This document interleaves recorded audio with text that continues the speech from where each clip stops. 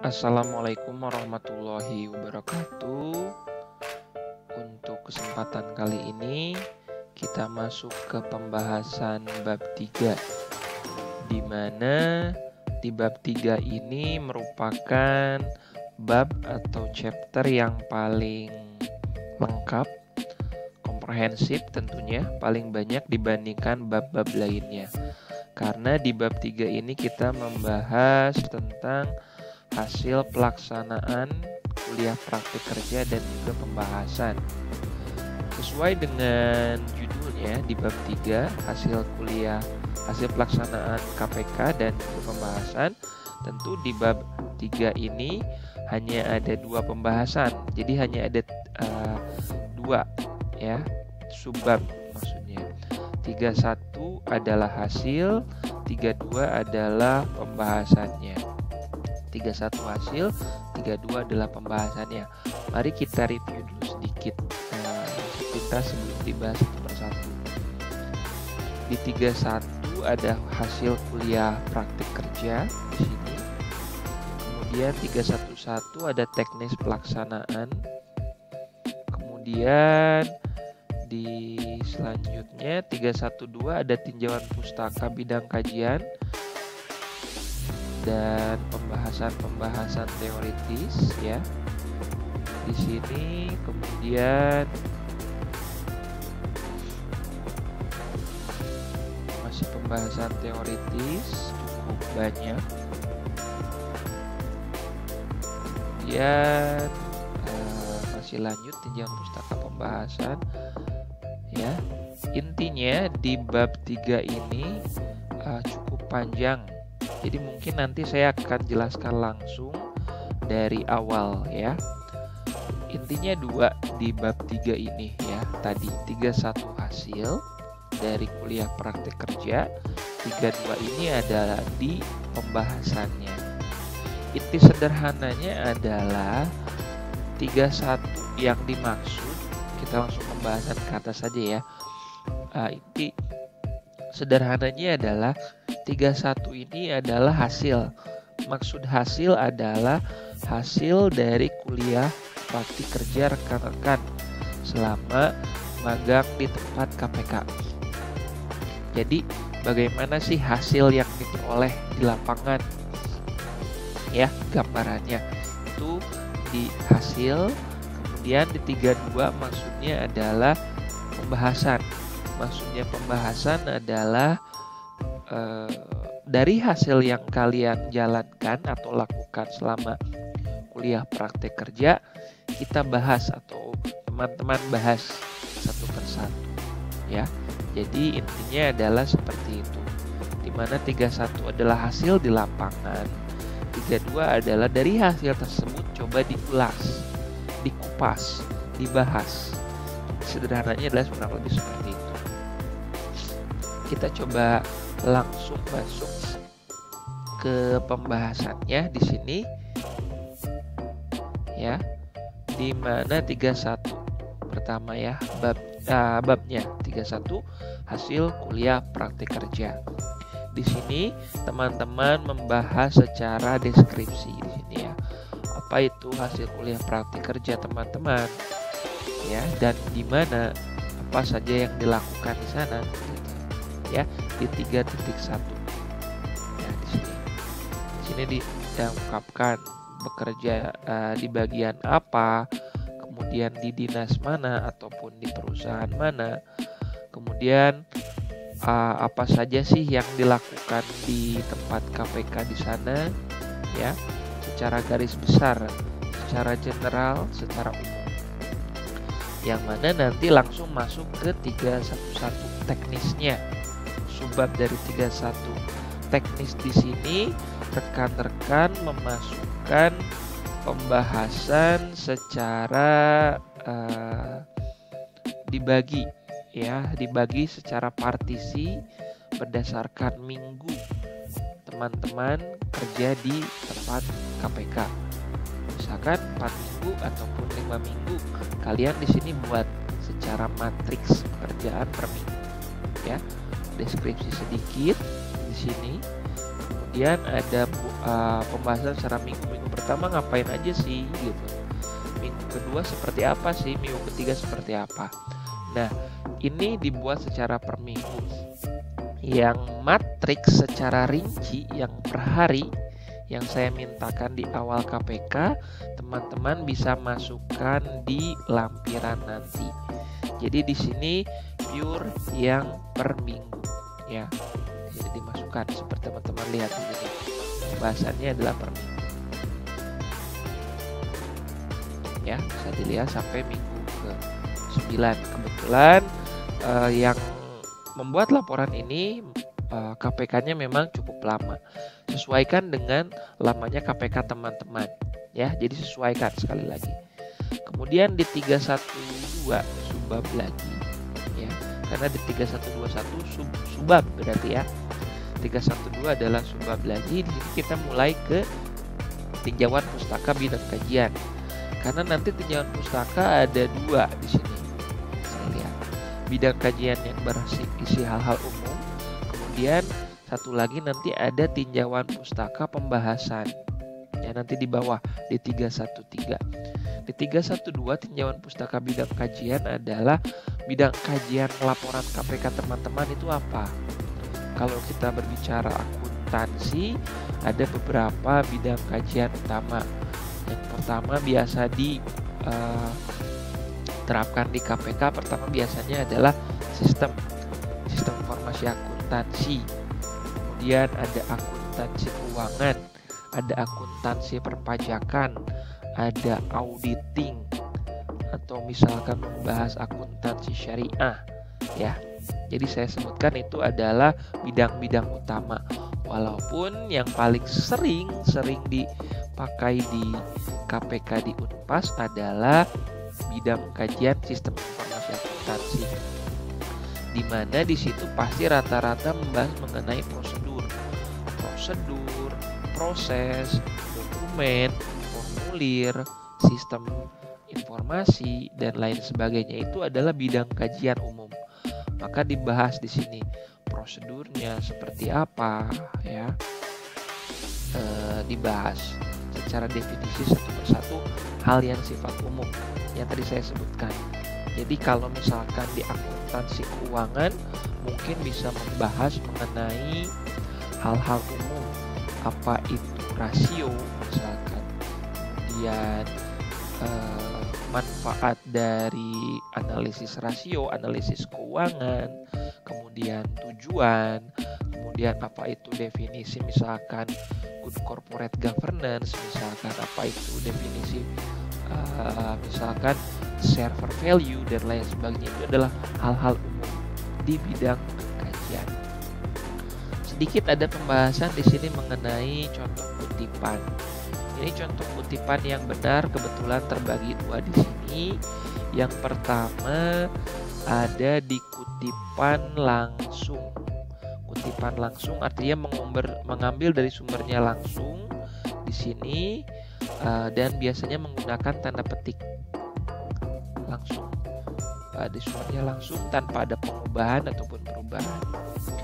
Jika lebih dari 3 baris, 1, 2, 3, 4 ya, kutipannya dibuat 1 spasi ya, seperti ini. Karena lebih dari 3 baris. Jadi patokannya adalah 3 baris. Sementara kalau kurang dari 3 baris berarti maksimal 3 ya. Kalau kurang dari 3 baris spasinya adalah double tetap seperti ini. Karena hanya ada 2 ya, 1, 2. Jadi spasinya double karena hanya ada 2. Ini contoh kutipan langsung. Ada yang di atas 3 baris, ada yang di bawah 3 baris.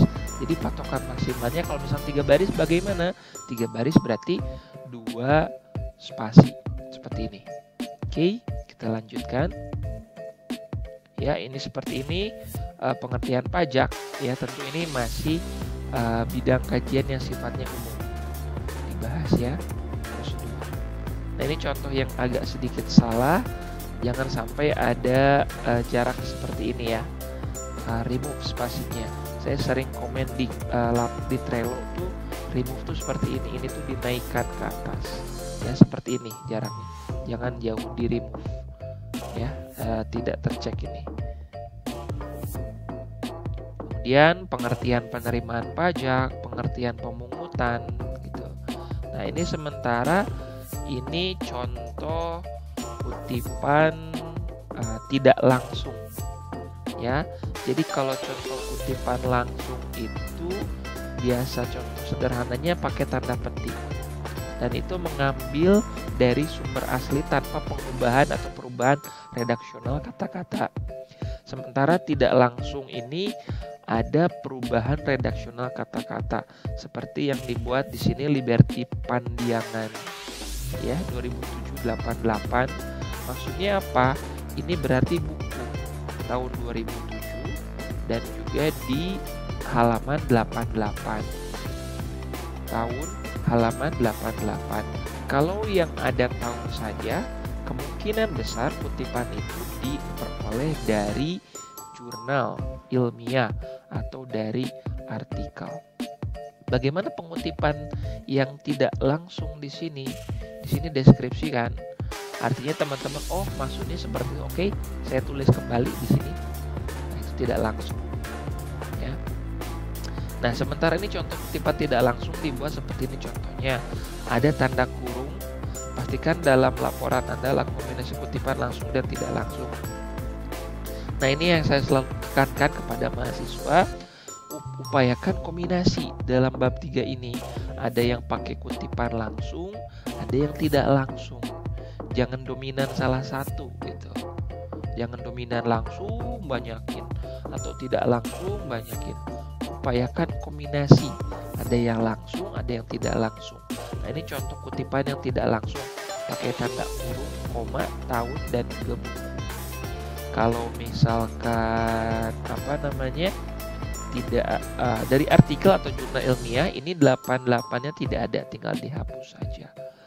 Atau misalkan bisa dibalik kata-kata Liberty-nya di awal, misalkan menurut Liberty Pandiangan ya, kurungnya hanya di sini. Kalau misalkan dari awal Liberty-nya dikeluarkan, kurungnya di sini, berarti kurungnya di sekitar sini. Nantinya Liberty-nya ini dihapus bukannya. Kalau di kata-katanya di depan menurut, karena ini di akhir ya, kutipannya ini sudah betul seperti ini ya. Jadi silakan dikombinasikan. Kemudian kita lanjut masih di pembahasan hak umum. Di sini jangan lupa untuk selalu tetap konsisten di italik istilah asing, teman-teman. Masukkan di sini italik istilah asing ya. Banyak istilah asing di sini, dan juga jangan lupa tetap konsisten di bullet numbering di sini. Sudah disampaikan di awal. Angka, huruf angka ya. Sini. Ya, kombinasi kutipan, definisi, kemudian jarak, spasi ya ketika di atas 3 baris. Ini masih umum ya. Dan juga tabel, jangan lupa untuk selalu simpan di atas captionnya, sumbernya tetap di bawah. Kalau gambar, captionnya di bawah, sumbernya tetap di bawah juga. Jangan lupa. Kemudian di sini kita masuk jenjang pustaka pembahasan. Pustaka pembahasan sesuai dengan tujuan yang ditetapkan. Apa itu tujuan yang ditetapkan di bab 1? Kalau misalkan di bab 1 ada 4, berarti jenjang pustaka pembahasannya ada 4. Kalau di bab 1 ada 5, ya berarti 5. Ini yang harus jadi acuan teman-teman. Karena dalam penulisan ini ada 4 atau 5 ya, kalau nggak salah. Berarti ada 4 ataupun 5. Kalau teman-teman ada 3, 4, 5 atau 5 ya. Jadi harus sesuai urutan. Jadi kalau misalkan jenjang pustaka di sini kebijakan pemungutan, berarti di bab 1 di tujuannya itu pertamanya adalah kebijakan. Berarti harus sesuai. Pastikan memperbanyak teori Anda di sini ya, sesuai. Karena ini akan dibandingkan nanti dengan kondisi di lapangan tempat Anda bekerja. Jadi pastikan banyak kutipan-kutipan sumber di sini, mau peraturan, mau buku, tuh jurnal ilmiah ataupun kutipan dari internet, silakan ya, sesuai urutannya. Jadi pertama di sana kebijakan, pasti di sini kebijakan. Ya, di sini kebijakan. Misalkan ada 4 atau 5 ya. Kedua bagian, pasti di awalnya adalah bagian yang terlibat. Secara teoritis ya, ini semuanya secara teoritis. Teoritis dari buku, dari jurnal ilmiah ataupun dari internet dan lain sebagainya. Ketiga di sana dokumen, di sini juga dokumen. Tentu memasukkan dokumen. Kemudian terakhir prosedur di sana, berarti di sini juga prosedur. Ya. Tetap konsisten dalam penulisan dan laporan ini bukan berarti betul, mungkin bisa jadi ada yang sedikit salah. Teman-teman upayakan patokan guideline-nya adalah yang saya sampaikan secara oral di sini maupun footnotes di samping-samping yang tadi saya tulis. Panjang. Secara pembahasannya di sini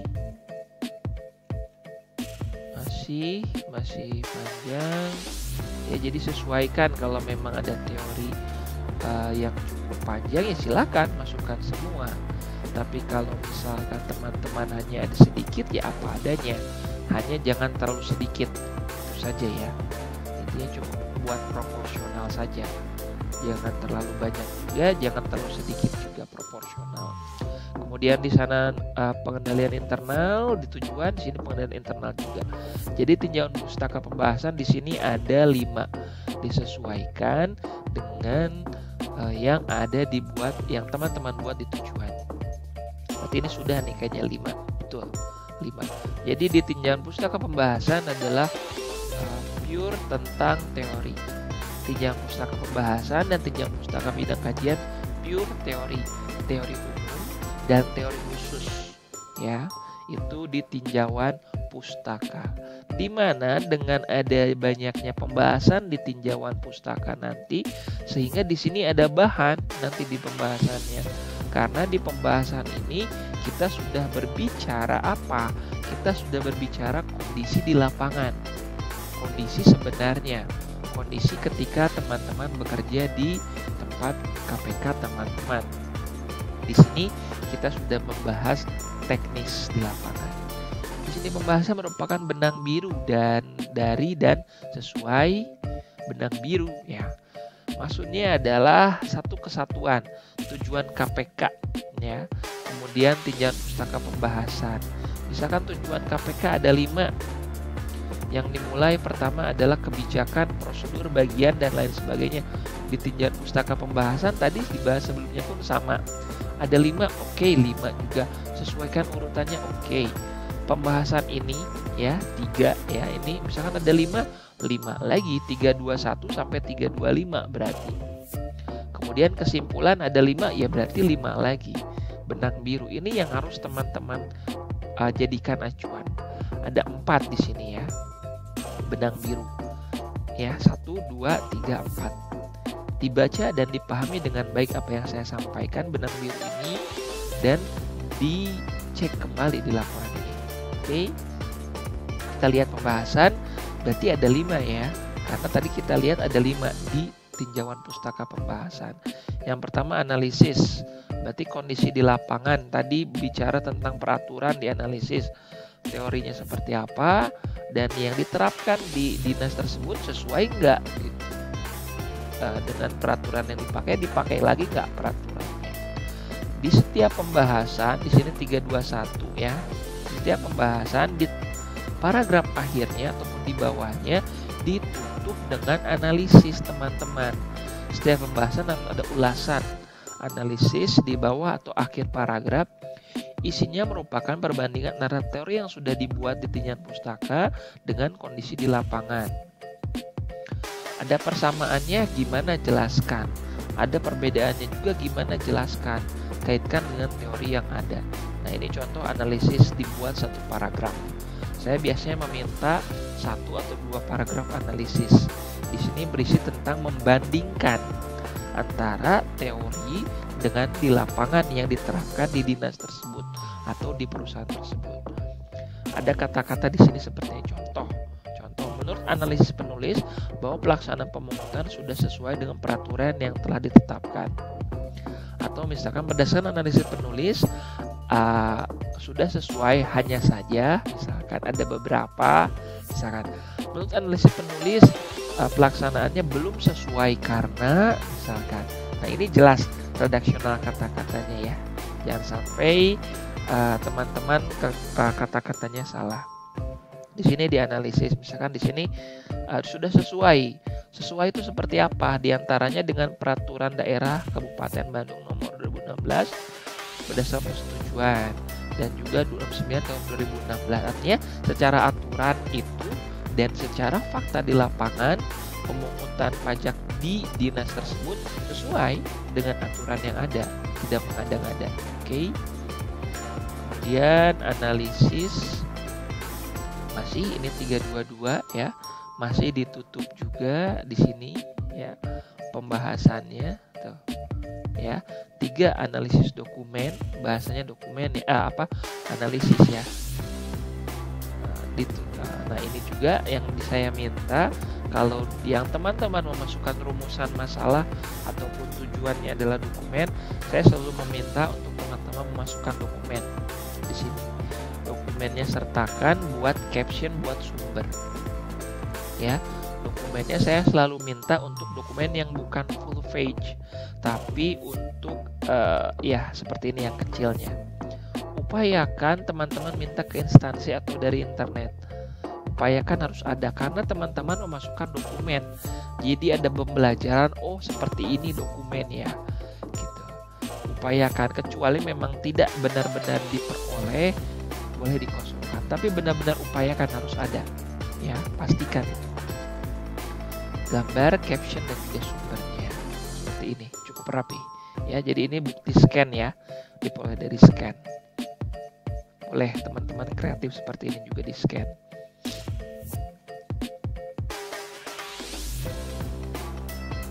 Ya, seperti itu dokumen. Ini ada pembahasannya juga, cukup komprehensif ya analisisnya, teknis gitu ya.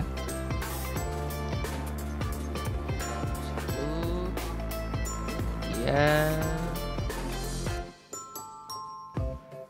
sudah masuk prosedur, tampaknya terlewat tadi saya. Sudah masuk prosedur, di mana prosedur saya selalu meminta untuk yang prosedur, apalagi sistem, harus menyertakan flowchart. Bentuk flowchart di sini pastikan ada 2 tipe biasanya. Ada yang teman-teman peroleh dari instansi langsung, copy paste ya, nggak masalah, atau teman-teman buat.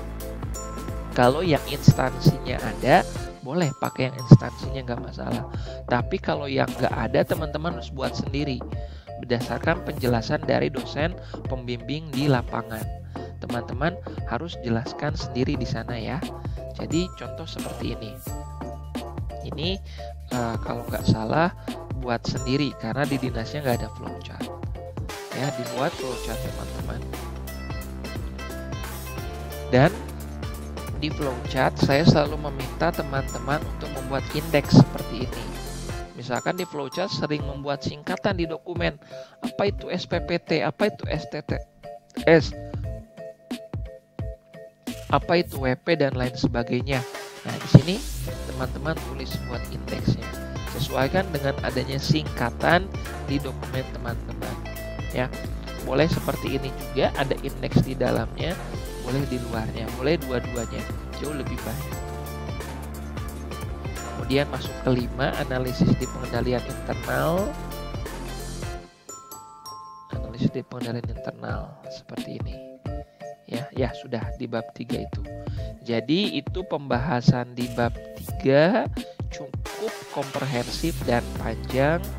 Jika ada pertanyaan boleh ditanyakan di kolom komentar. Terima kasih. Wassalamualaikum warahmatullahi wabarakatuh.